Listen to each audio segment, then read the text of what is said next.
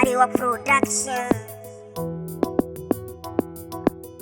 DJ Khaled on the beat. Na tantance ke kadai nake kauna a soyayya ke ido yake hanga.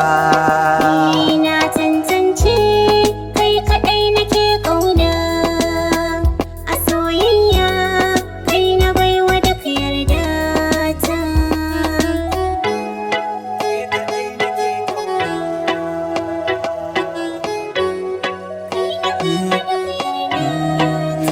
Da bayanan so na taho ga hubbina, ki saurara za na furta saƙona.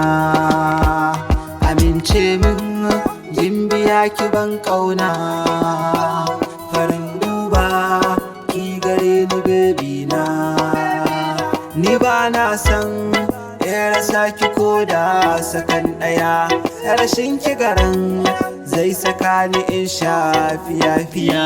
Tauraro na wanda bai disashewa, habibi na kai kake ta haskawa. Idanuna kai suke ta hangawa, da na ganka sai na dinga darawa. Ina jinka a rai da zuciya nawa, nishaɗi na zan kira ka angona.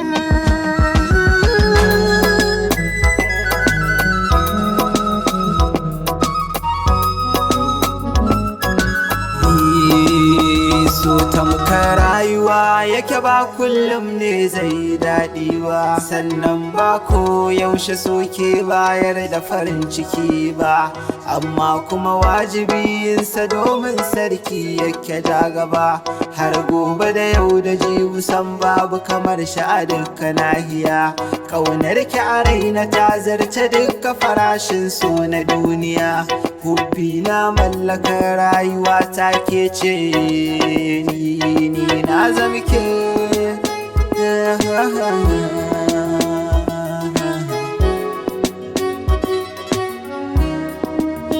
Ba shakka kai kadai ke kore dukkanin fushi. Ke ce ke ɗeba kewar rashin mama na da na yi rashi. So ba zai zama cuta gare ni ba inda ga ka ban fushi. Kyawun lafazin ki ne ke saka na a fili in ya arashi. Kai ne tilo ka cancanci mulkin raina ba su o'o ba. Ƙaunar ka ake kira da mai ran ƙarfe ba za ta mutu ba.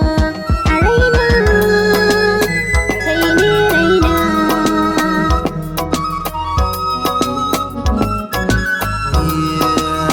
Sannin ki masarrafa ta ma'abociyar kirki, matuƙar kwairai jikina ba zan tafi in barki.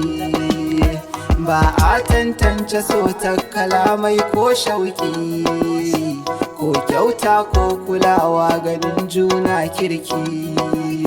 Shi so in har akwai shi zai bayyana ba haufi.